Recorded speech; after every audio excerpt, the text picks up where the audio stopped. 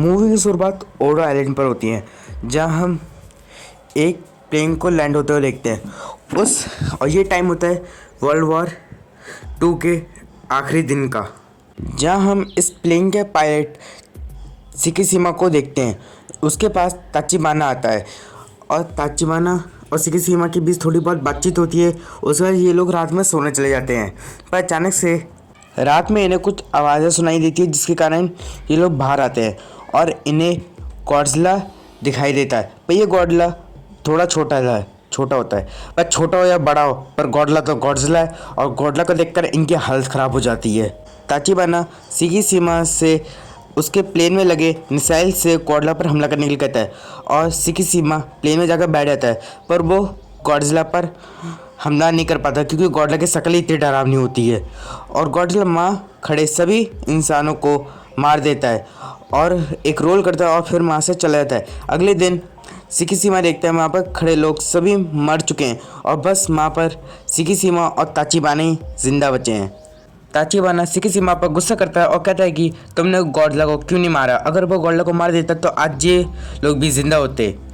फिर हमें सिकिशिमा और ताचिबाना को दिखाया जाता है जो बाकी सोल्जर्स के संग अपने घर वापस जा रहे होते हैं। घर पहुंचकर सिकिशिमा को पता चलता है कि उसका परिवार भी मर चुका है। सुमिको सिकिशिमा को कलंक कहती है और कहती है कि तुम्हारे कारण ही तुम्हारे परिवार मर गया और साथ में सुमिको के बेटे मारे गए। सिकिशिमा को ये सब सुनकर बहुत दुख होता है और फिर उसकी मुलाकात अगले दिन नोरिको से होती है और नोरिको के पास एक छोटा सा बच्ची भी होती है। सिकिशिमा इन दोनों को लेकर अपने घर पर पहुंचता है और पता चलता है कि नोरिको के परिवार वाले भी मर चुके हैं और इस साथ में इस बच्ची के भी परिवार वाले मर चुके हैं और नोरिको उसको बचाना चाहती है। सिकिशिमा उसे अपने घर में रहने की इजाज़त दे देता है। फिर नोरिको उस बच्ची का असली नाम आकिनो बताती है। सिकिशिमा नोरिको को जॉब के बारे में बताता है कि उसे एक जॉब मिली है और वो जॉब समुद्र में लगी माइंस को कलेक्ट करने का काम है और उसमें काफ़ी रिस्की होता है। शुरुआत में तो नोरिको इस जॉब पर सिकिशिमा को जाने, पर सिकिशिमा किसी तरीके से नोरिको को मना लेता है और फिर सिकिशिमा अगले दिन उस जॉब पर पहुंचता है और उसे वहाँ केंजी साथ में मित्सुको और आकेशुओ से मिलता है और फिर ये लोग समुद्र में लगी माइंस को ब्लास्ट करने का काम शुरू कर देते हैं। फिर सिकिशिमा अपने घर पर आता है। उसे रात में नाइटमेयर्स आते हैं, वो भी गॉडजिला के, जहाँ गॉडजिला ओडो आइलैंड पर उन सभी इंसानों को मार रहा होता है, जिससे सिकिशिमा काफ़ी ज़्यादा डर जाता है। और फिर हमें नोरिको और आकिनो को दिखाया जाता है जो आपस में बातें कर रहे होते हैं। सिकिशिमा उधर माइंस को ब्लास्ट करने का काम कर रहा होता है, जिसमें उसे काफ़ी ज़्यादा पैसा मिलता है, जिससे वो आकिनो की और नोरिको की अच्छे से देखभाल कर पा रहा होता है और ये लोग अपना घर फिर से रिपेयर कर लेते हैं। रात में सिकिशिमा अपने सभी काम करने वाले दोस्तों को खाने पर बुलाता है और वहीं पर ही नोरिको और अपने हुए हादसे के बारे में बताते हैं कि कैसे वो दोनों मिले और उनकी शादी नहीं हुई अभी तक, जिससे बाकी सब लोग काफ़ी ज़्यादा चौंक जाते हैं। अगले दिन नोरिको सिकिशिमा को बताती है कि उसे किंजाई एरिया में एक जॉब मिल गई है, जिससे सिकिशिमा उसे इस जॉब पर जाने के लिए मना करता है, पर नोरिको किसी तरीके से सिकिशिमा को मना लेती है और वो आकिनो को सुमिको के पास छोड़ के दोनों अपने काम पर निकल जाते हैं। फिर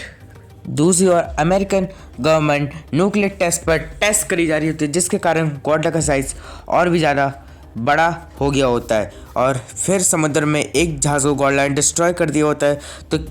सिकिशिमा और उसकी टीम भी उस जहाज़ के पास पहुंचती है। सिकिशिमा उन सबको ओडो आइलैंड पर हुई घटना के बारे में बताता है और ये लोग सिकिशिमा की बात पर विश्वास नहीं करते और बाद में ये लोग जब गॉडजिला को अपनी आंखों से देखते हैं तब इन्हें सिकिशिमा की बात पर विश्वास होता है। ये लोग गॉडजिला पर फायरिंग करते हैं, पर गॉडजिला को इससे कुछ भी नहीं होता और फिर गॉडजिला बाद में अपनी एटॉमिक ब्रेथ से इन सबको मारने की कोशिश करने ही वाला होता है। इतने में एक जापानीज गवर्नमेंट की शिप गॉडजिला पर फायरिंग कर देती है, जिससे गॉडजिला उस शिप की ओर जाता है और उस पूरे शिप को समुद्र में पलट देता है और साथ में अपनी एटॉमिक ब्रेथ से पूरे शिप को भी उड़ा डालता है, जिससे सिकिशिमा और बाकी सभी लोग ये देखकर काफ़ी ज़्यादा चौंक जाते हैं और गॉडजिला वहाँ से चले जाता है। फिर केंजी सिकिशिमा को बताता है कि गॉडजिला टोक्यो की ओर ही जा रहा है और फिर सिकिशिमा कहता है कि हमें टोक्यो में इवैक्यूएशन की घोषणा करनी चाहिए, पर केंजी सिकिशिमा को ऐसा कुछ करने से मना कर देता है क्योंकि गवर्नमेंट ने इन्हें मना करा होता है।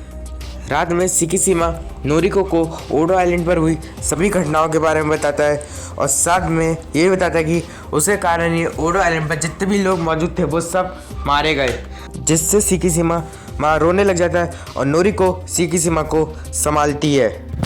फिर अगले दिन नोरिको और आकिनो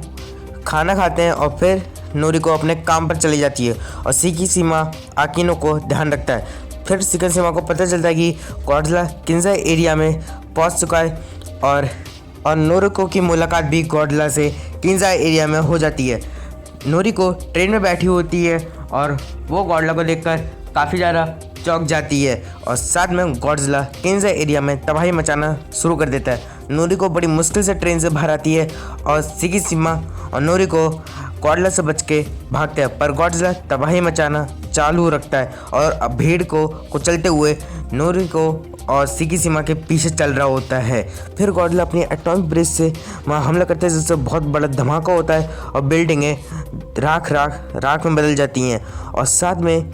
नोरिको सिकिशिमा को धक्का दे देती है, जिसमें नोरिको तो मारी जाती है पर सिकिशिमा बच जाता है और सिकिशिमा नोरिको की मौत को देखकर काफ़ी ज़्यादा दुखी हो जाता है और गॉडजिला वहाँ पर एक चिल्लाता है और फिर चले जाता है। फिर किंजा एरिया के बचे हुए लोग गॉडजिला को मारने का प्लान बनाते हैं और इसके लिए केंजी गॉडजिला को मारने का दो आइडियाज़ के बारे में बताते हैं। पहला आइडिया होता है वो लोग गॉडजिला को समुद्र के नीचे काफ़ी ज़्यादा गहराई में ले जाएंगे, जिससे गॉडजिला प्रेशर के कारण मर जाएगा। अगर ये वाला प्लान कामयाब नहीं हुआ तो वो गॉडजिला को उसी स्पीड से वापस ऊपर लेकर आएंगे, जिससे गॉडजिला इस प्रेशर के कारण मर जाएगा। उसका ये लोग प्लान करते हैं कि गॉडजिला को कौन सी जगह फंसाकर मारेंगे ये लोग। और फिर सिकिशिमा केंजी और साथ में अकेशियो से प्लेन की डिमांड करता है और इन्हें एक प्लेन मिल भी जाता है, पर यह प्लेन ख़राब होता है। सिकिशिमा इस प्लेन को रिपेयर करवाने के लिए ताचिबाना के पास जाता है, पर ताचिबाना शुरुआत में तो नहीं मानता, पर बाद में मान जाता है प्लेन रिपेयर करने के लिए। और फिर ये लोग गॉडजिला को फंसाने का एरिया ढूंढ लेते हैं और साथ में अकेशु और केंजी ये दोनों मित्सुओ को अपने संग आने के लिए मना कर देते हैं और साथ में सिकिशिमा आकिनो को सुमिको के पास छोड़कर चला जाता है और गॉडजिला वापस टोक्यो में कदम रखता है और ये लोग अपने शिप से गॉडजिला को मारने के लिए निकल पड़ते हैं। सिकिशिमा ताचिबाना का रिपेयर करा हुआ प्लेन को लेकर गॉडजिला का ध्यान भटकाने के लिए निकल जाता है। सुमिको को फिर एक बाद में लेटर आता है और ये लेटर किसका है ये मैं आपको आगे बता दूंगा। और फिर सिकिशिमा गॉडजिला का ध्यान अपने पीछे लगा लेता है, साथ में गॉडजिला को समुद्र में ले आता है और उसी जगह लेकर पहुंच जाता है जहां इन लोगों ने गॉडजिला को मारने का प्लान बनाया था। ये लोग गॉडजिला के आसपास बहुत सारी रस्सियां बिछा देते हैं, जिससे गॉडजिला इन रस्सियों के बीच में फंस जाता है और पर गॉडजिला को इस कारण कुछ पता नहीं चलता क्योंकि उसका पूरा ध्यान सिकिशिमा के प्लेन पर होता है।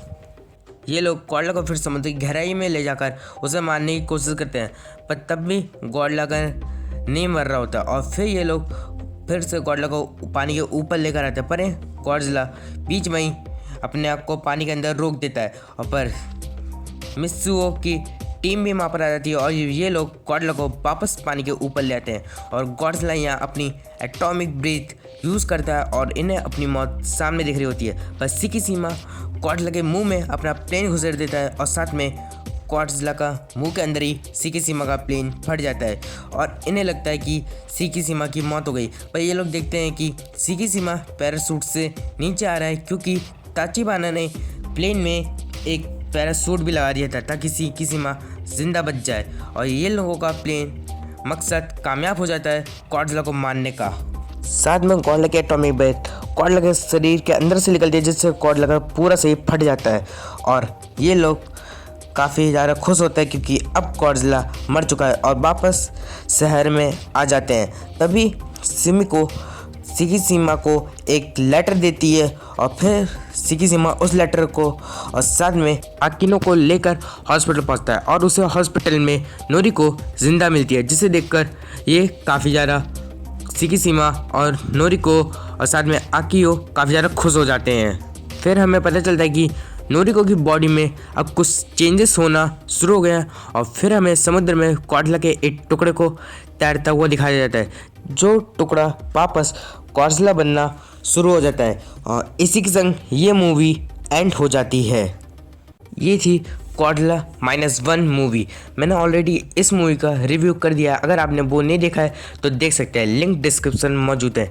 आज के लिए तो ही, अगर आप मेरे चैनल पर नए आए हो और आप भी कॉर्डला के फ़ैन हो तो आप मेरे चैनल को सब्सक्राइब और बगल बेल आइकन और साथ में वीडियो को लाइक कर दो, ताकि आपको कॉर्डला मूवी से जुड़ी नई इन्फॉर्मेशन सबसे पहले मिलती रहे। मैं मिलता हूँ आपसे अगली वीडियो में, तब तक के लिए bye bye, thank you for watching.